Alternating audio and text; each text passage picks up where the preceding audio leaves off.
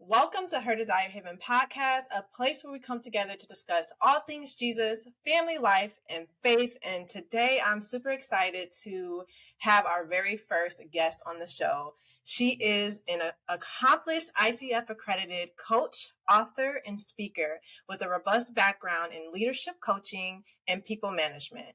She has decades of experience specializing in empowering others to create high accountability and high morale environments in their home and workplace. She is also a dedicated wife, mother of four, and a woman of faith committed to teaching the values of love, grace, and forgiveness.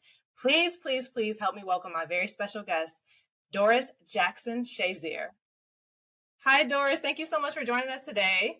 Thank you. And thank you so much for a wonderful introduction. I appreciate that. No problem. So I know that you are such a busy woman. Like, you're a mother, you're a wife, you have your own businesses and things like that. How important would you say it is or do you believe that it is to just rest?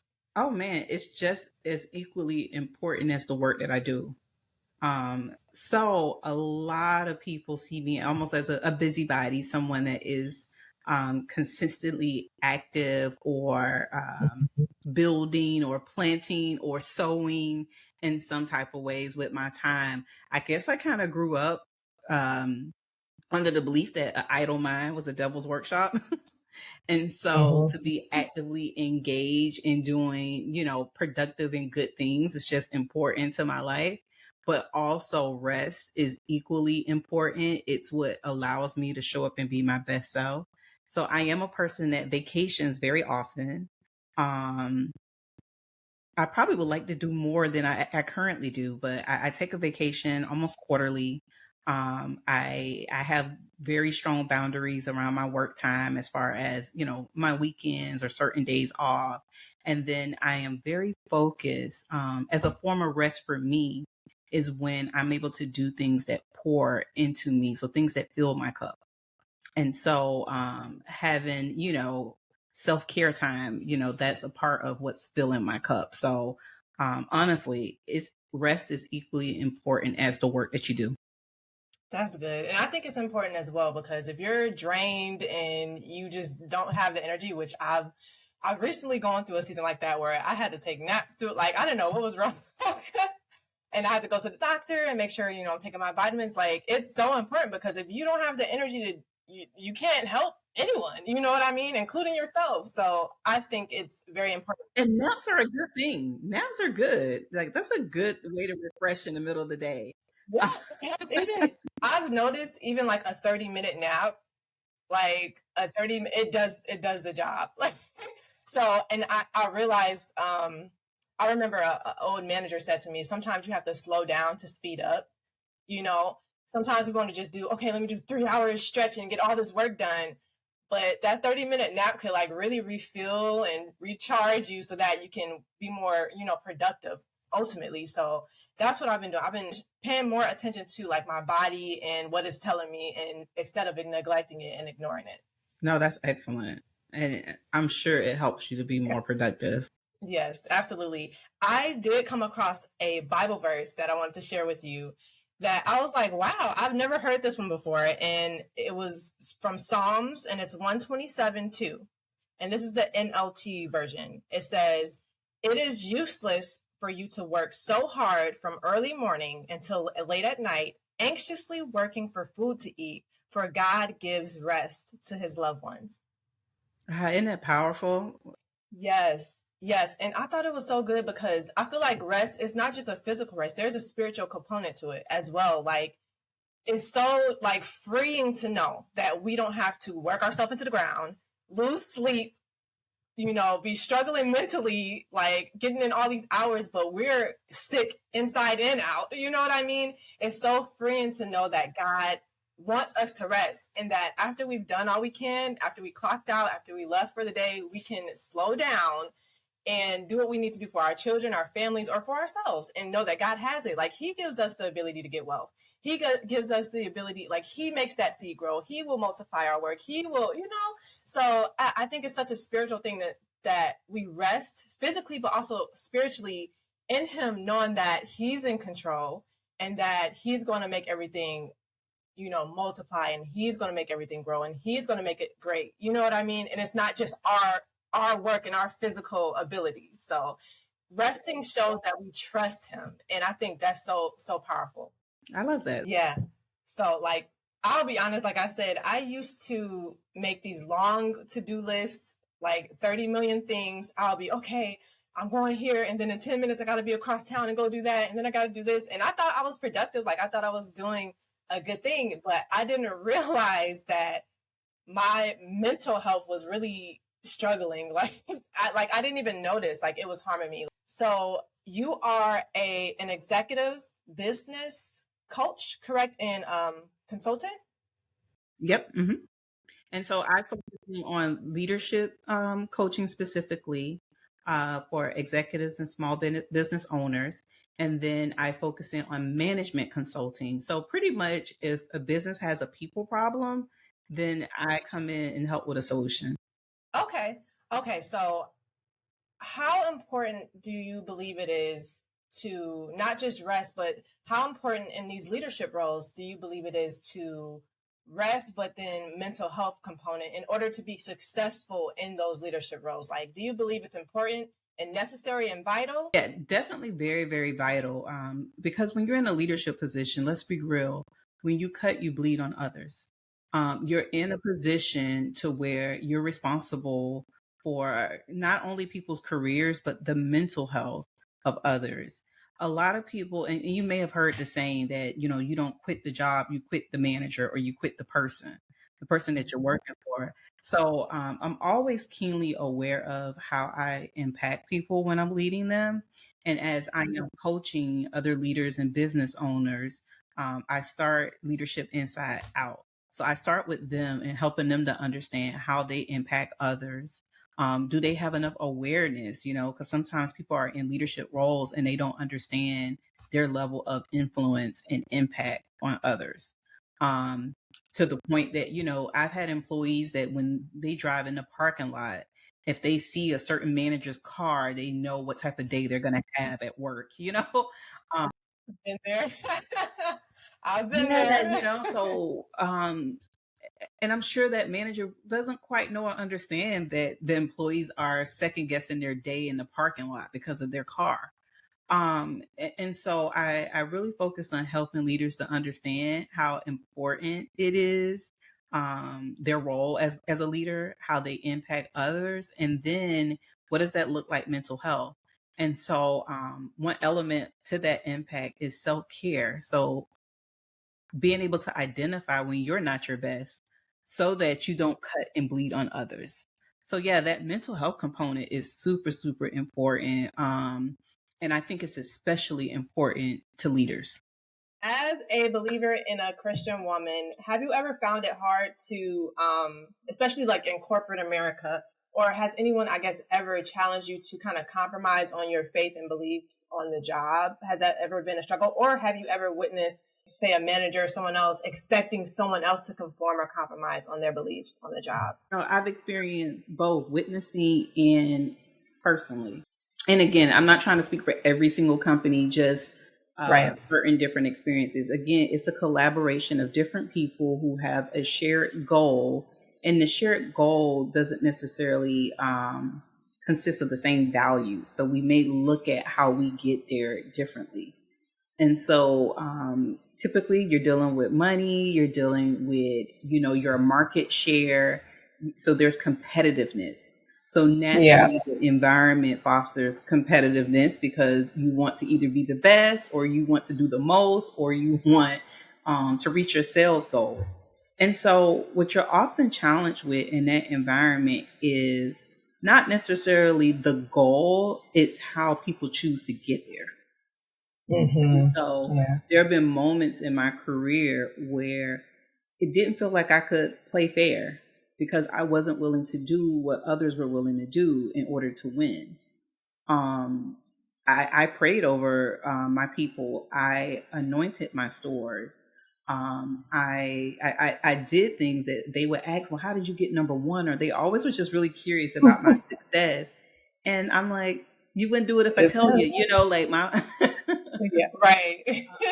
the secret to my success isn't necessarily in the handbook. You know, I believe that it was God's favor and grace, and blessings and covering in the fact that I did not compromise who I was, what I believe, and my faith walk in trying to get where I wanted to go. My last company, I was promoted 4 times. I went from a store manager to a director of leadership development for the company. And I am proud to say that I got there by not compromising a lot of who I am. Were there moments where I could have done better? Were there moments when I look back and say, that may not have been the best example? But yeah, I had those moments. But overall, I feel very proud of I remained or tried to remain to be an example of what of Christ, even in those circumstances. I would tell you what I left corporate America for several different reasons, but one of those reasons it became more hard and more conflicting to stay in the environment and continue my faith walk. It seems like the higher you get, the harder it gets. As Christians, we have to set a standard. You know, how are we set apart if we're being like everybody else? I know you were asking me, like, what's it like with the kids and different things. So what I will say about having kids at different stages of life all at the same time, it makes you feel old and young at the same time.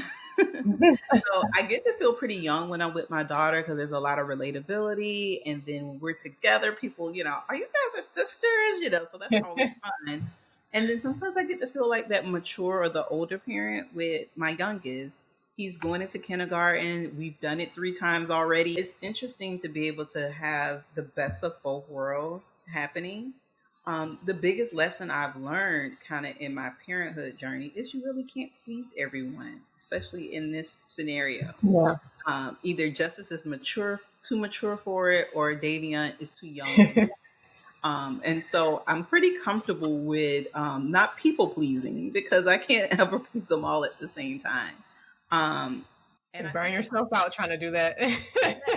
it's just not possible. And you still lose because somebody's going to complain. Yeah. And I think they've learned how to be adaptable and flexible. You know, today, you know, this day may not be about them. Like they know how to share time, they know how to share space with each other, share accomplishments because they're hitting different milestones at different times. So they've learned how to clap for each other. And so I celebrate them individually and collectively. So you learn a lot when you have to kind of manage or raise children all at different stages. But it's fun. I I like bet. our relationship.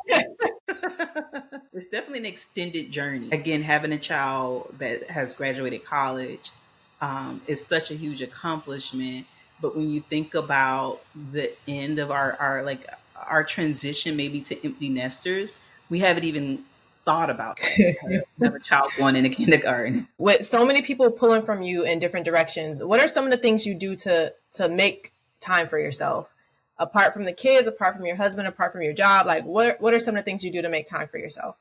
Yeah, sometimes I have to tap out. Like I have to plan time for myself. My best friend and I, we go somewhere at least 2 or 3 times a year on vacation and celebrate each other. It's birthdays or just getaways, and sometimes literally we go in the hotel room, lay in our our beds, and just sit there and talk and sleep, wake up, eat, and go back to sleep. Like we literally just take a break from the rest of life, and just talk.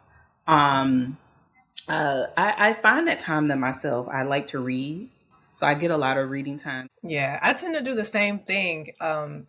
Usually it would be like you dread those long drives and stuff like that, but those are like the best times I feel like God is speaking to me. Like sometimes I'll just he'll tell me turn off the radio, and I'll just be praying the whole time, and the time flies by.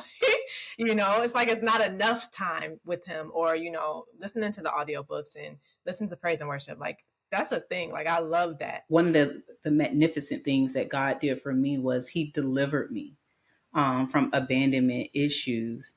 again, in the car by myself, no one else there. And he's so strategic in terms of, he brought back to my memory something I had read when I was about eight, maybe I couldn't have been over 10 years old. It was at a doctor's appointment. It was, I remember the blue book with the images on the front of it. It was Bible stories. And there was a story of Solomon and how and the two women that came to him, and one of the women's baby had died in the middle of the night, and she took the other lady's baby and was claiming that it was hers. So now they're there with him, trying to figure out, whose baby is whose, and they're pleading with him. And he takes the baby and takes out his sword and says that, well, I'll just split the baby in half. And one mother is okay with it, and the real mother was willing to give the baby away. And so again, I'm driving down the road, no radio playing. All of a sudden, this thought comes back to my mind. I remember it. And then I hear God whisper to me that you're that baby. And I was just like, wait, what? What? And so then I go to my Bible app as I'm driving. I Google the story. I try and pull it up. And God kept saying, you're that baby. And it hit me almost like, it's so interesting because it was heavy and then it was really light. Like, it hit me that, oh my God, you've been upset and mad all these years, um, because your mom gave you up when she didn't want to see you torn in two. How do you feel abandoned when when that's the reason why? Like, I was just, and so that story, and again, I read the story when I was 8 to 10 years old, and never quite forgot it, but it never registered with me until I was on that long drive, and God just kind of spoke to me and told me that I was the baby in that story. And then I'm like, I remember that baby about to be split in half. And so he's so strategic and magnificent in that way, that he planted a seed in me when I was younger and then allowed it to flourish when I really needed it to. And I began to see her differently, because then I began to see her as that mother that didn't want to see her child cut in half. And so I could never go back to those feelings of abandonment and hurt anymore. It's like it left me in that moment. Fast forward a year later, my mom was pumping gas at a gas station, my biological mother, pumping gas at a gas station, and was shot in her legs. And I became her caregiver for several months. She moved into my home. I cooked meals for her every day, took her to all her appointments, all that stuff to help her get back on her feet. I don't think I would have been able to do that had God not delivered me the year prior. So it's like he's so strategic in that way, that he planted a seed when I was 8 to 10 years old. He made it come back to my memory in a season that I needed it the most. And then he allowed me to care for my mother in an honorable way, because now I didn't view her as the woman who had abandoned me. She was the mother who wouldn't allow me to be cut in half. Wow, that is so amazing. Thank you so much, first and foremost, for sharing that story. And I just think it's so amazing how intentional God is. Like, he will bring something from Yeah. 5 years old back when you're 30, 40, 50, and it will change your life. Yeah. That is amazing. Thank you so much for sharing that. No, thank you for the opportunity to share that. I hadn't thought about that in a while, but I mean, again, he's amazing in that way. So you had your daughter when you were 19, right? When you were in college. So what grade were you in when you found out you were pregnant with your daughter? So I was in that, I was going into my sophomore year of college. Mm-hmm. So I had been up there for about a year, and then I found out I was pregnant. It was my second year there. When you found out you were pregnant, you were a sophomore. Uh-huh. What was the first thought that came across your mind when you found out that you were pregnant with your daughter? A little bit of shame, to be honest Mm-hmm. with you. I was the first, and disappointment. I was the first person in my family to graduate from high school without a child, and I was the first person to attend college. And I was on a full scholarship. So the thought of being pregnant made me feel like, well, what'd you do all that for, to only end up the way everybody else was? Yeah. And so those were my initial thoughts. And in my book, Raising Justice, like the first chapter, I talk about it begins with me outside of what I thought was an abortion clinic, because I did not want to face the shame of disappointing my whole family. Like, I felt like I knew that I was a generational curse breaker, but it really didn't feel like that anymore once I found out I was pregnant and unmarried. So yeah, my initial thoughts were shame and how do I get myself out of this? Yeah, there might be a young woman watching this or listening to this podcast who's experiencing the very same thing. They're in college, maybe they're a couple years in, or maybe they're a freshman and they found out that they're pregnant, and they might be experiencing the same thing. They might be confused, they might be afraid, they might feel shame or guilt. What would you say to that young lady who's listening? For me, this is where faith comes in. Don't believe what you see right now. You're in a moment, and there's so much more ahead of that. I am grateful for God's intervention with me when I got caught up in that moment, because it's hard. It becomes murky, it becomes cloudy, and it's hard to see past your current circumstances. Nothing lasts forever. Just as sure as day will become night, night will become day, your circumstances or where you are currently will not determine the rest of your life. And I think when you're in that moment, it's hard to see past those few hours or what's in front of you.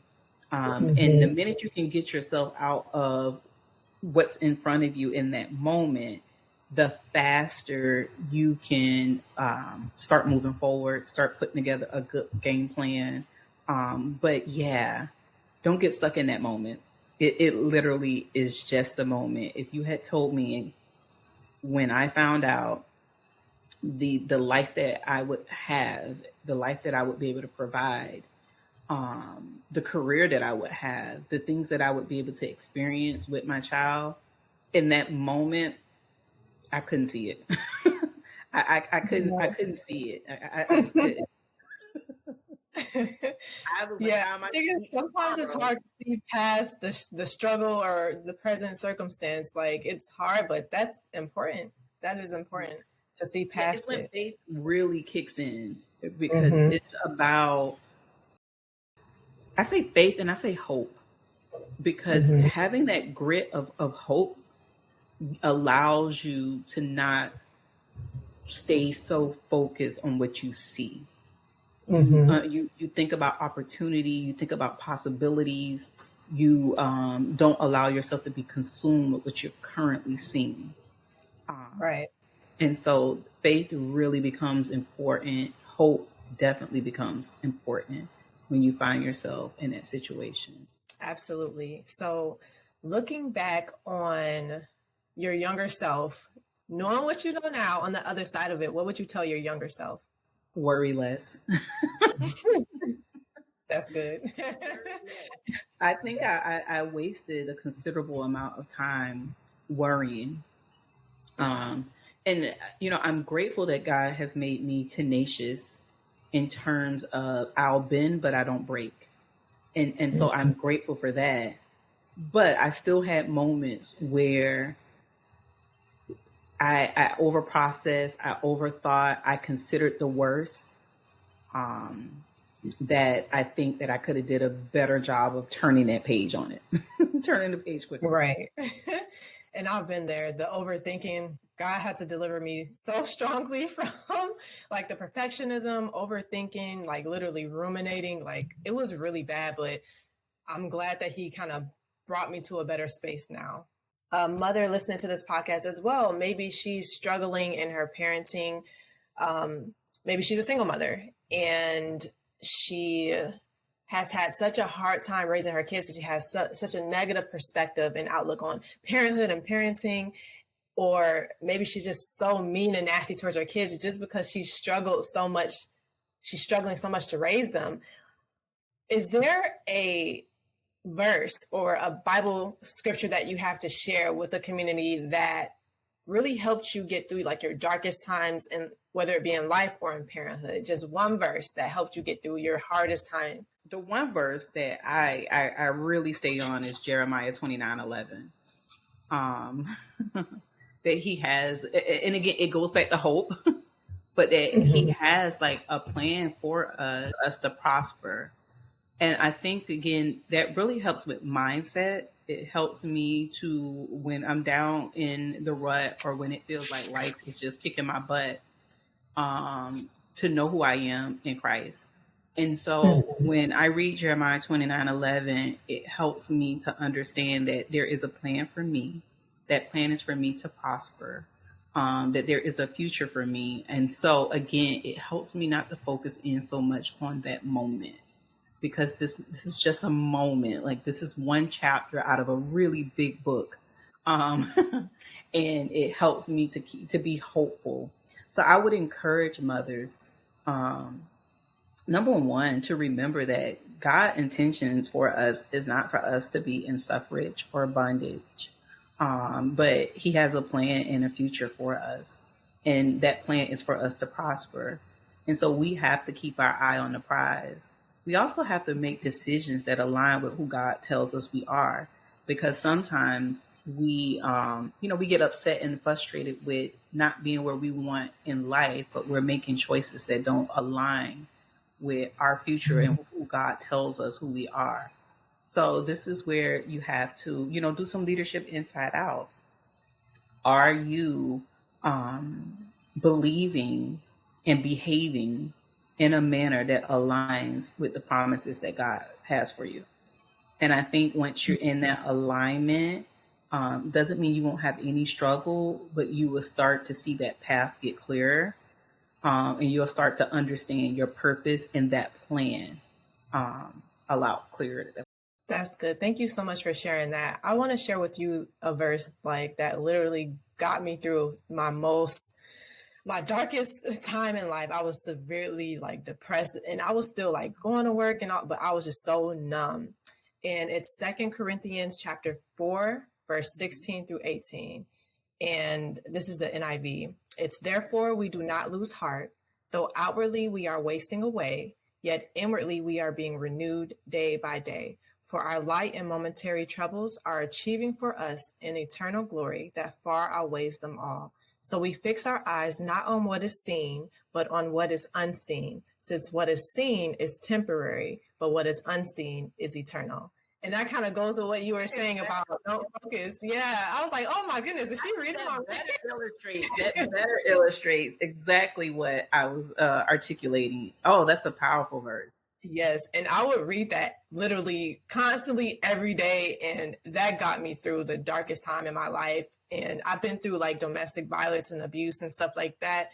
So that just got me through. So I wanted to share that with you. And I thought it was funny because when you said that, I was like, oh, my verse is kind of like the same thing. So we're definitely in alignment in that, because that is a great verse, a really great verse that speaks to, again, it's that hope. It's that ability to see past what's currently happening. Because, again, the devil will convince you that you can't, those current circumstances is all that is there. Right. This is it. Mm-hmm. I do want to share a quick testimony with you real quick. So I too was pregnant while I was in school. I was actually a senior. And the bad thing was I was about to graduate. Okay. I was a senior about to graduate maybe 2 quarters before I was supposed to graduate, and I had to leave for financial reasons. So I financially withdrew, and I was pregnant at that time with my first son. And 8 years later, 3 kids later, I was able to return to school, and the debt that I owed them, God cleared it. I didn't even have to pay them. It was over $10,000. I didn't have to pay them that money. It just disappeared. And so I was able to return and go back to school, And so that's a whole big testimony in itself. But I think it's just right. I think it's just so amazing, like how good God is, and just the underlying message to be not to give up on your goals, your dreams, like whatever vision God has given you, just don't give up. It doesn't matter if it took you 10 years to get there. I know everyone's journey is different. Some people might have to leave school. Some people might, want to complete and go straight through. Everyone's journey is different, but don't give up. Don't give up. Make giving up not even an option. Like, continue to pursue it, you know, and do it your way. It doesn't have to be like the person's next to you. Everyone's journey is different. Yeah, such a powerful message, and congratulations. And I'm happy that you were able, to return. Thank you. Yeah, that, I didn't graduate. I didn't graduate until I was 30 years old. Okay.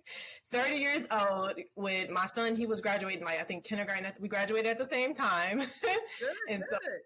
yeah. So I'm still celebrating. I graduated in 2021. Yeah. No, that's amazing, and you should still celebrate it, because that's a major accomplishment, and that's God almost fulfilling that promise, allowing you to go back and do something that was a desire of your heart. So I'm excited Right. for you. Yeah, I'm Thank actually looking you. at going back in school too, and because I've always wanted this master's degree, and just being busy in life and everything. So I'm gonna go back and do it, and so maybe this time Justice and I get to graduate again together. I told her when she graduated this year that it was our graduation. I mean, she walked across a collegiate stage, but I graduated spiritually, Yes. and emotionally in some ways, because I had the honor of seeing my child, the same age that I was when I carried her in my womb, walk across that collegiate stage. So it felt like a graduation for me. Like, I felt like I had done what I set out to do. And also, um, I prayed, for her to accomplish certain things. And it's like in that moment, God had answered all those prayers. So I know there's more great things to come, but that moment kind of signaled for me that, wow, everything you prayed for that day has now come to pass. So inspirational. So just transitioning, you are officially an author. Congratulations. How does it feel to have finally completed your first book? It feels really good. I started writing my first book at 15. And I've started about 10 books, never finished them. So this is my first completed book. You and me both. Yeah. Yes, I've always enjoyed writing. I've always known that I wanted to be an author. And I'm just thanking God in this season that, again, it's something that was always in my heart, and it has now come into fruition. So it's exciting right now to be a published author. Yes. So your book is called Raising Justice. Yes. What inspired you to write the book? And tell me about your process in writing it. So what inspired me, originally my book was named Justice Sayings, which is kind of weird now that I say it now. But I started journaling all the things that she would say to me. She was always an inquisitive child. She asked a lot of questions. But when I say there was a certain level of conviction that came with her, like she's her name, justice she's about, she would call out anything that seemed inequitable. She is a very high on integrity and transparency. Mm-hmm. And so, to this day, I could probably say something to my 5-year-old. Well, no, he's kind of sharp too. Maybe not. But, you just say little things the kids not think about it. And she's like, no, Mom, actually, and I'm like, oh my God, I can't just say anything to her. And so at 7, I started to journal these different things. Because I'm gonna write a book about her. So fast forward, she'll be 20 tomorrow. So yeah, so tomorrow's my 20-year anniversary of being a mom. And so 14 years later, the book, I've always thought that I was late. I always thought that I'm so busy, I can't finish this book. But again, God is so strategic, and I've journaled over the years. I started to put the book together. 5 years ago, I knew that the last chapter would be called Our Graduation. When she graduated high school in 2022, I wrote what I thought was the last chapter, but something in me felt that it wasn't right. This wasn't the ending. And that was because the final chapter really wasn't until this year. And so all the time that I thought that I was maybe delayed, it was actually God still writing the story. The story was still being written. So I wasn't actually delayed. The story was still being written. So It's been exciting to now be published. I feel a little bit more relieved because, again, I spent a lot of years thinking, man, I haven't completed something.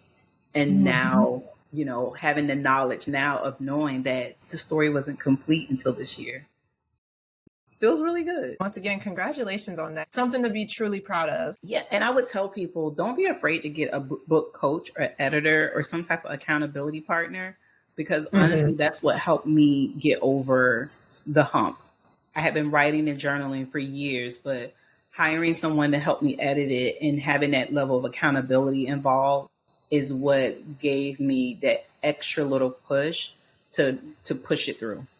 It's almost like having a doula or a midwife. Like, it's somebody there to help you push it through. All right. So I know I asked you this before at your virtual book launch, but do you recommend that mothers and daughters read this book together? Yes. I don't think it's a requirement, but I think that Yes. it's so cool to read the book at the same time. I think it allows for conversation. Justice and I are looking at hosting mother-daughter kind of podcast series. So this is recently. Oh. Yeah. And so I would love to see mothers and daughters there to kind of gain their perspective of situations. I think that some of the stories that come up in the book would facilitate just good conversation. And I'm able to offer a mother's perspective, and I try and illustrate maybe some of Justice's thoughts. Some of this, she was really young, but I think it's an opportunity for daughters to better understand their mothers and how mothers think. And because sometimes we as daughters, we don't understand our moms until we become mothers. Something about motherhood, now you can kind of understand some of the things your mom did. And even if they weren't the best mom, you can better understand how they got there. And so I would recommend it for mothers and daughters to kind of read together and mull over and conversate about. I think it'd be pretty cool. Okay, so what is the overall message that you hope readers get from the book, and how do you want the book to make your readers feel? The overall message is it's a story of resilience, God's grace, and I would say a little bit of conscious parenting. One of the things that I illustrate in this book, or you see me do a lot, is pause. I pause and I think before I react. I start to think about maybe the unintended consequences of my actions. The book isn't about perfection, and I want that to be known, that I'm not putting out an expert parenting book. That's not what it's about. The book is about what I've learned through parenthood. And I've had to learn some of that through the hard knocks. And I've had to learn certain things or through God's grace and through kind of listening to the Holy Spirit and allowing that to guide me. And so I think what's most important for people to understand is this is about love. This is about forgiveness. This is about a mother's pursuit to raise my child in a way that I wasn't raised, or my pursuit to have a type of relationship with my daughter that I didn't have with my mother.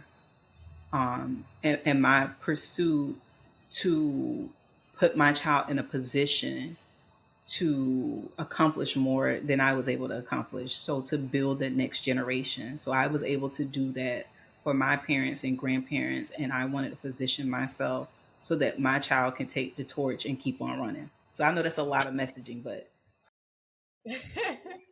with those different elements, I mean, but being a conscious parent, I think is probably important, is probably the most important. I remember you saying as well during the virtual book launch that you wanted to, as far as being an intentional parent, you wanted to make sure that your kids weren't healing from childhood trauma. Okay. You said it better. Let's revisit that. Yeah, and I say this often, and I say it to Justice. Like, my goal is to give you guys a type of childhood that you don't have to spend the majority of your adulthood healing from. Like, I think that again, in everything that I've tried to do right, nobody's going to be perfect. They'll find something to complain about. Like, I'm sure there'll be, there'll be a critic at some point. However, it was important for me that they weren't healing from trauma, that I didn't do things that demoralized them or eroded their confidence or esteem in a way that they got into the world and could not function, or it made them easy prey for someone to come in and treat them or hurt them, a certain way. And Right. so I focus a lot on not only building them academically, but giving them, they all get bank accounts and stuff like that at a certain age. That's a part of their rites of passage. I make sure that I'm teaching them how to drive. I have, rules around dating. I talk to my kids about what a good potential partner looks like. I don't hit them. I don't, attack them. I don't do name calling. I wanted to make sure that I positioned them to go into this world and be healthy and whole. Not perfect, but healthy and whole, so they don't spend all their 20s trying to heal from the childhood that they were raised Yeah. in. I wanted to protect them in a certain kind of way. And so you get to see that in my book, how protective I was. And then you get to see the moments where I missed the mark. There's a chapter and I talk about, sex. And I talk about the first time that I was aware that my child knew what sex was. And she was 5 and she was able to describe to me what sex was at 5 years old. And I'm just like, why? Scary. How do you even know that? And it turns Yeah. out, it was me. I was leaving, when I sent her to bed, I would leave it on either Nickelodeon or Disney Channel. And she had started watching the show Degrassi at night. I just didn't realize what was coming on that late. And Yeah. she told me Degrassi. And I'm like, Degrassi? What are you talking about? And so I go back and watch the show. And I'm like, this is what's coming on the TV at night. I mean, and the show it's a real life, real element type show for teenagers because it's a Yeah. high school and these are the things that they're gonna see and be exposed to. But it wasn't appropriate for my 5-year-old to be watching. And that Right. was that Right. was my bad. Like that was Yeah. on me. I was the one leaving it on that channel at night and I never monitored what came on. And so I talk about that in the book, that it made me feel, irresponsible or negligent, that I wasn't paying attention. And then I Yeah. talk about how I adapted from that. So now my children don't have TVs in the bedroom. Like all TVs are in the common area. Right. So All TVs, all computers. yeah, but again, so you get to hear this learning because again, I'm a 19-year-old raising a child. Yeah.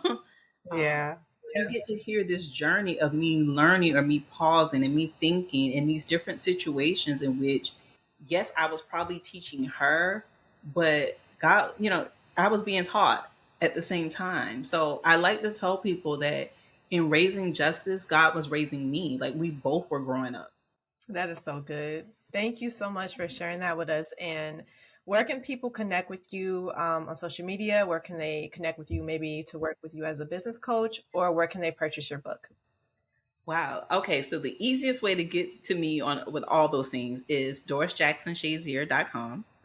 You go Okay. there, there'll be links to my Instagram, links to my Facebook, but I have pretty public Facebook pages, so you can look me up. It's Doris Danielle Jackson Shazier. So I have my middle name out there on Facebook, and it's Not the middle Shazier.